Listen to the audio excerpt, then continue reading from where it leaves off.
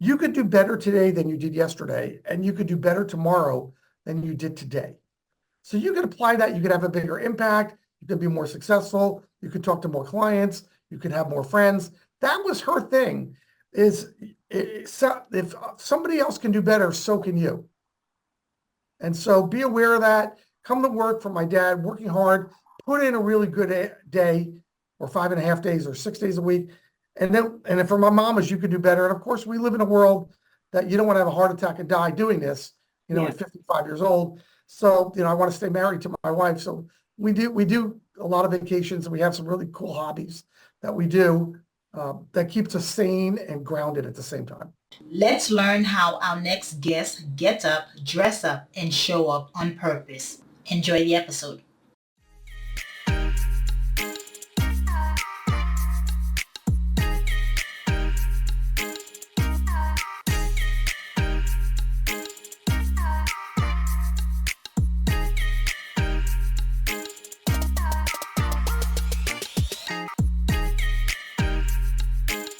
Hello, morning enthusiasts. Welcome to the Best Morning Routine Ever podcast. I am your host, Dr. Lunid, and today I have the honor of introducing an amazing young man to the show today, Elliot Kallen. Elliot is a seasoned leader with over 30 years of entrepreneurial and business experience. He is the founder of Prosperity Financial Group and a former CEO of 2 companies. We're talking about leadership of leaders right now. He's going to bring exceptional expertise about financial planning and advising practice. He's an author. He just told me he wrote a book driven around leadership. So I'm excited to have him on board where we can discuss what leadership looks like and how he has been doing it for over 30 plus years. With no further ado, Elliot, welcome to the show. Great to be here. Thanks for having me. Such an honor. Let's start with your experience. What led you to financial planning? What led you to start the Prosperity Financial Group? That's a great question, Lunid. This is the 3rd, 4th, and 5th entities that I've started. So when I finished school in New Jersey, I started to work as an accountant. That was a bad decision because I am not an accountant by any means. And so left them and started a business that ultimately became an industrial packaging business. Sold that in 1987 with $5 million in sales, and then went into the environmental cleanup business. And in 1992, all the market had changed and that was over. So I had made a decision in the East Coast that I was going to join a financial advisory firm and do something that was designed for business owners, very broad-based business owners. And I couldn't find a firm I wanted to work with on the East Coast. And I was looking from Florida to New Jersey. And my wife became pregnant with our twins, and she was a California girl. And she came out here and I came out here, and we found a company called Lincoln Financial. And it was a nice little niche fit for me with some training, and ultimately left them and took the entire team with me to join Prosperity Financial Group. So we started that. I knew that's what I wanted to do back in 1992, and that's what we officially started in 93. So now we're $450 million with one company, $450 million, give or take, with the other company. So we're starting to knock on the door of $1 billion. And then we have a charity and a foundation, which is the 3rd company that we started 9 years ago. Wow. So Prosperity. I like the name, and I know it's well intended and well thought out. How did the name come about? Yeah, I'd like to tell you that was more thought out than it was.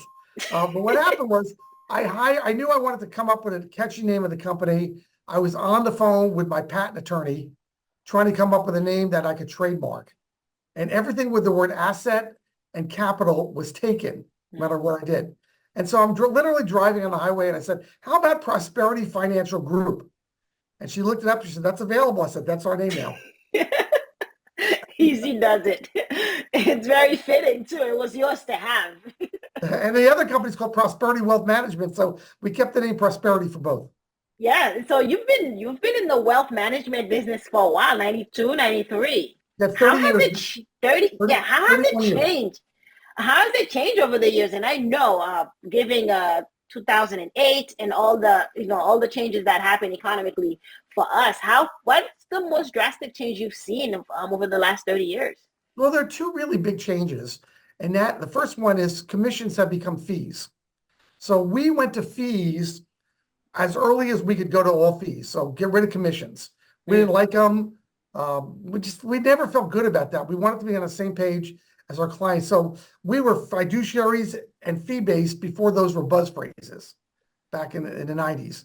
Yeah. And then the next thing we were is transparency. So all these companies like Schwab Direct and TD and all these large institutions started to put commissions online where you could see every trade, everything going on. And so transparency is a big part of it, which makes advertising and confusing for a lot of clients. And so the clients aren't necessarily doing any better, but they're more confused than they've ever been. Yeah. Yeah. And that's where you come in. So tell us about what you do differently, Prosperity Financial Group. Yeah, and it's hard to differentiate yourself in a very crowded space like we're in.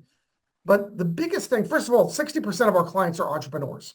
Mm-hmm. So that's a big differential. We That know is.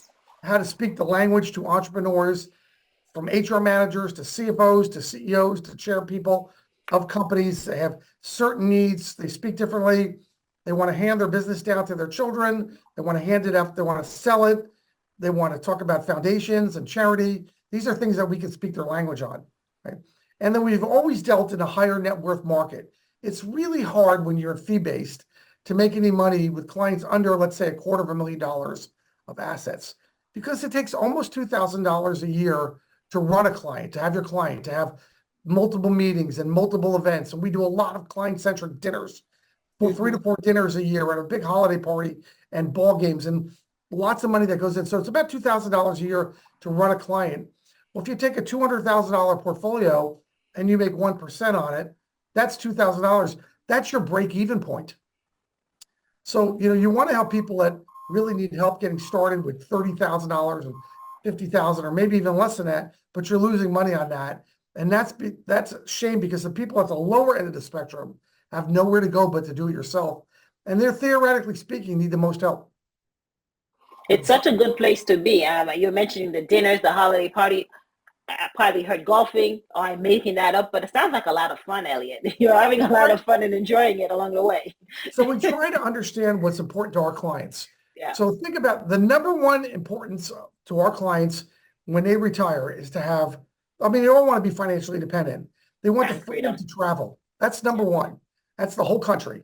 Number two is for golfers. They want to play golf.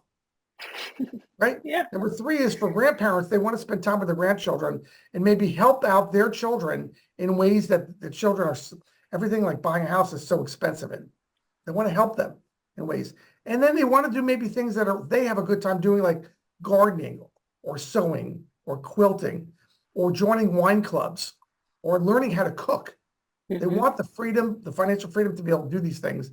And that's what we work on, is finding out what's important to people in their retirement or going into the retirement that we can focus on, because the money's just the money. It's a raw number. I need $1 million. I need 2 million. I need 3 million. I need 5 million. These are just mathematical numbers until you apply them to the question of why. And that's what we do, is try to find out the why behind the what. Yeah. You're in the business of providing freedom. Right. And the options that they need. Now, as you've been a CEO of 2 companies or multiple companies that you mentioned, what are some of the core qualities that makes an effective leader?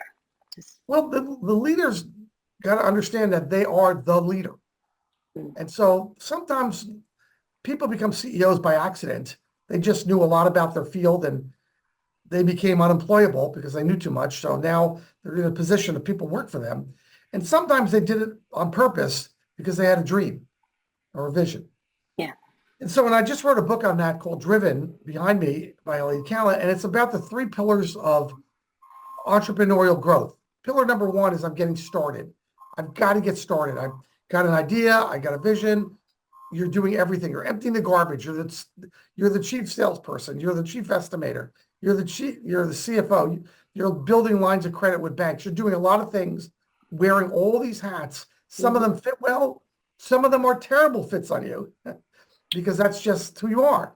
Yeah. And then phase 2 is now I've got a sustainable entity.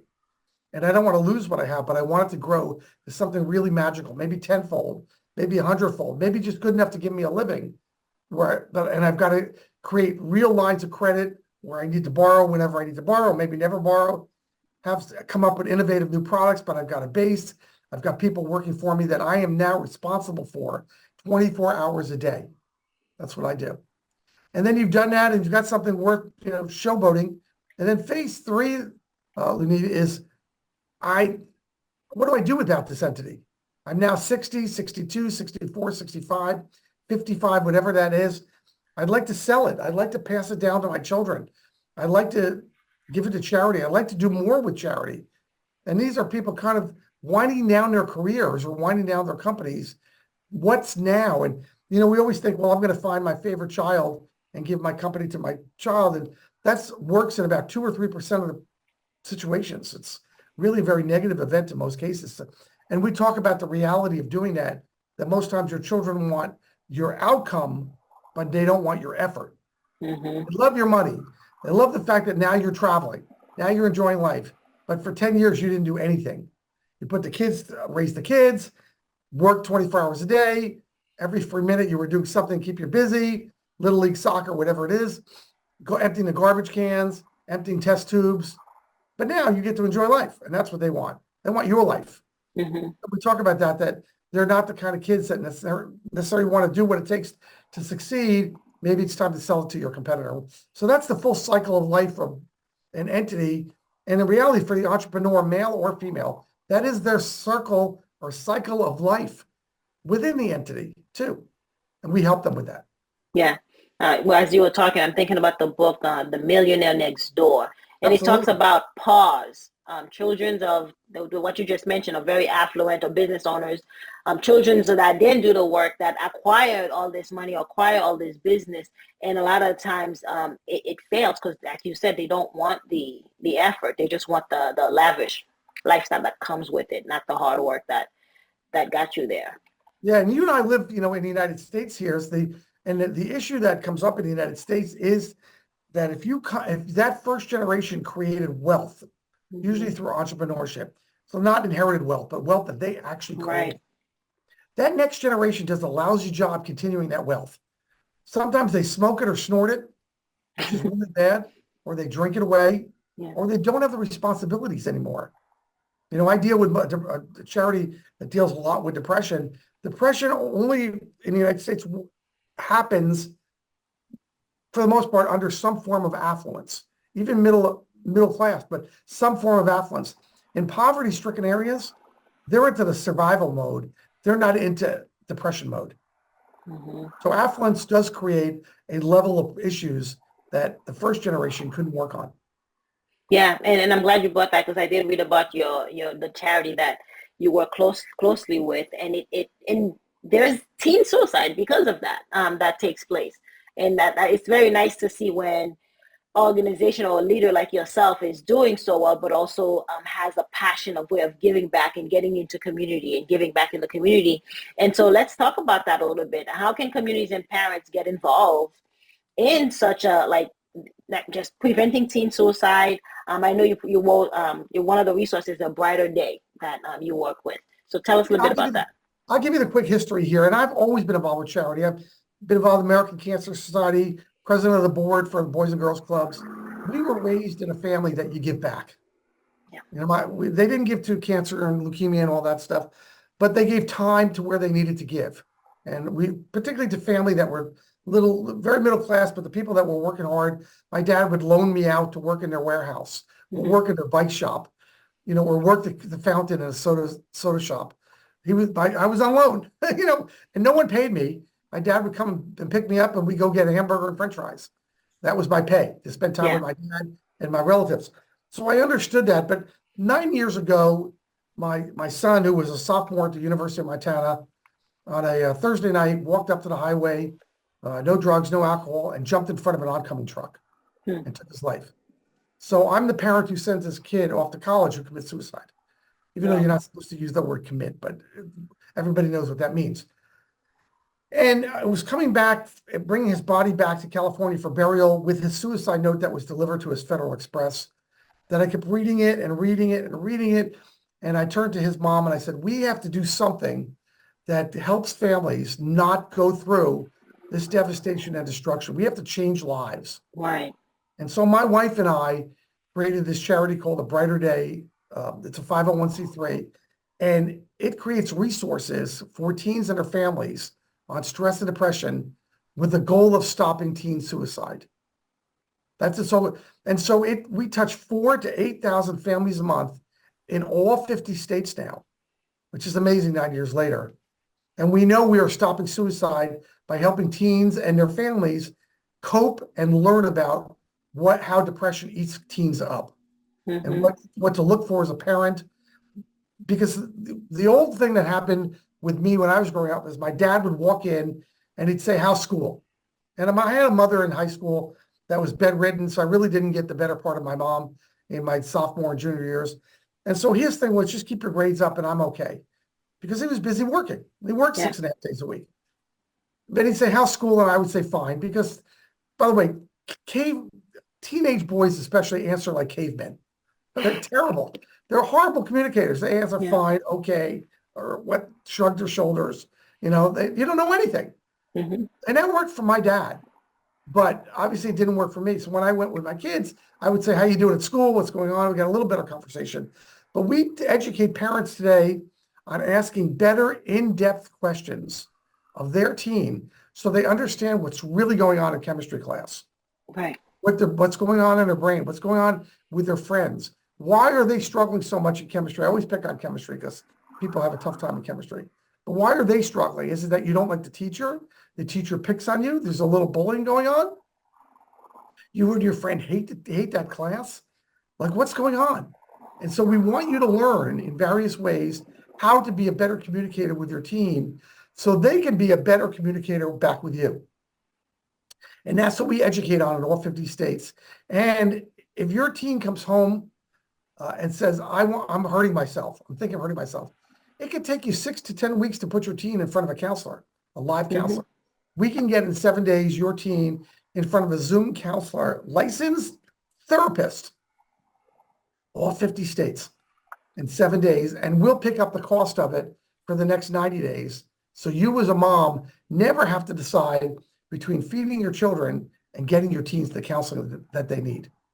Wow. You are the impact that you're doing in the community. That's impressive. And that is still here in California? We're based in California because that's where I live. We usually address in my house, but really we have an office we work in. So the base is Lafayette, California. Yeah, that's impressive. The way to give back, and your dad instilling that work ethic and giving back early, because it doesn't have to be monetary, because your time is just as valuable. The impact you touch somebody else's life. I got chills just hearing your story, Elliot. And I'm sure everyone else did too. My dad was a firm believer. I have two voices in my ears when you talk about leadership and entrepreneurship. I call them my schizophrenic voices for my parents who are not with us anymore than alive. But my dad, who was part of the greatest generation, born in 1915, war broke out and never really made it beyond making $40,000 a year, give or take. And at the end of his career, he had this phrase that nothing makes up for hard work. Nothing.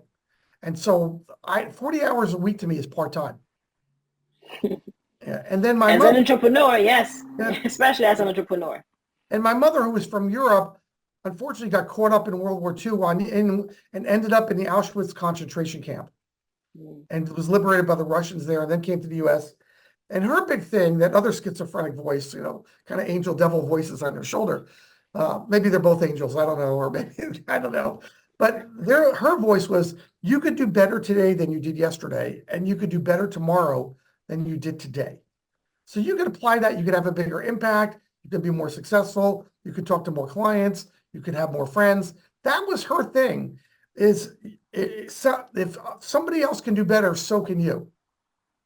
And so be aware of that. Come to work for my dad, working hard, put in a really good day, or 5.5 days, or 6 days a week.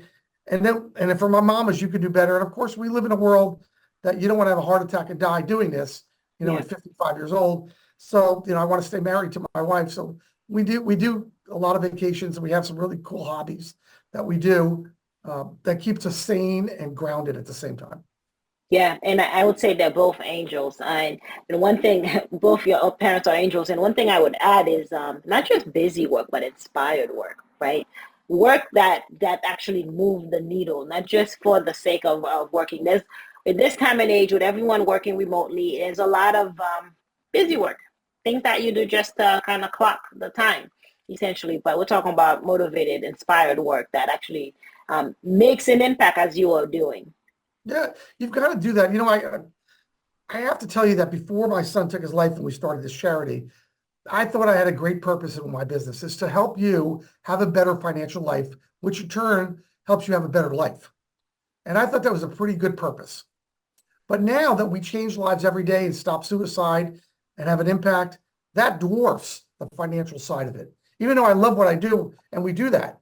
But when you're stopping suicide and you're changing lives and you're touching people in ways that you never imagined, it's pretty awesome. Yeah, and I concur. I concur 100%. Elliot, let's shift gears a little bit. Let's talk about your morning routine. How do you get up, dress up, and show up?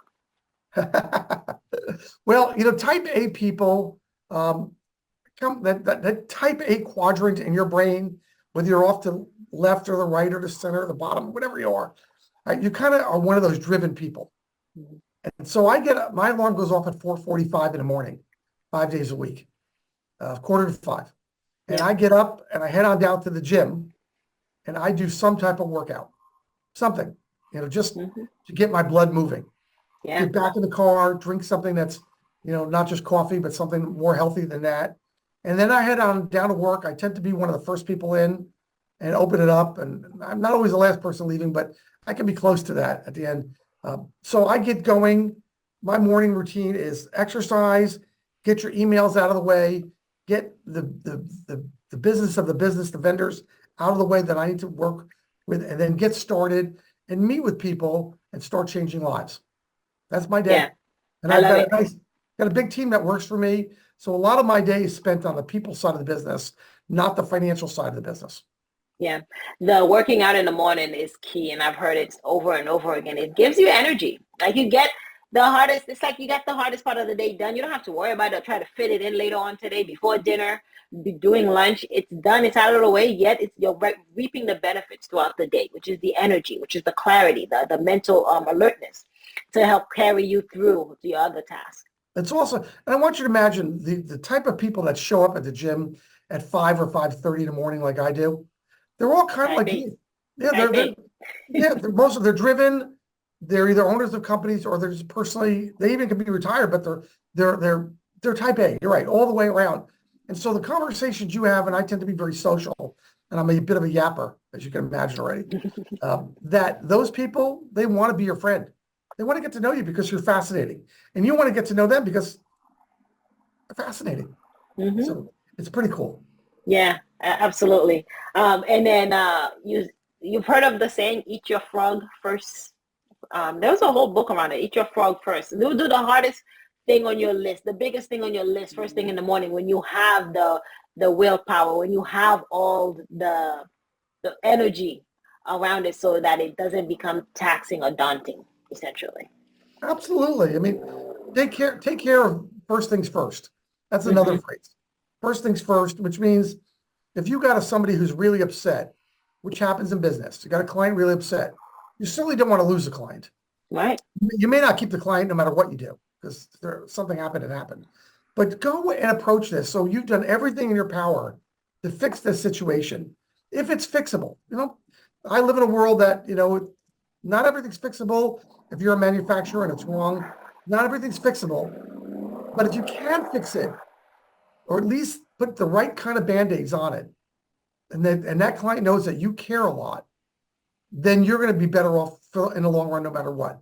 Not perfect by any means. Nobody likes to lose clients, customers, but at least you've done everything in your power to do the right thing. And doing the right thing is a big part of how to have a life of value. Yeah, and that's real leadership talk right there. And I value that so much. Now, Elliot, I know your book is on Amazon. It's one of the best sellers right now. Tell us, how else can we find you? Where can we connect with you? Great. And that's driven by Elliot Kallen. I could not trademark the word driven or too many words. too many driven. So you got to put Elliot Kallen on there when you're writing it down there. And I'm happy if you want to get that to me, I'll sign it for somebody too. Best place to reach me is my email, Elliot, ELLIOT, at prosperityfinancialgroup.com.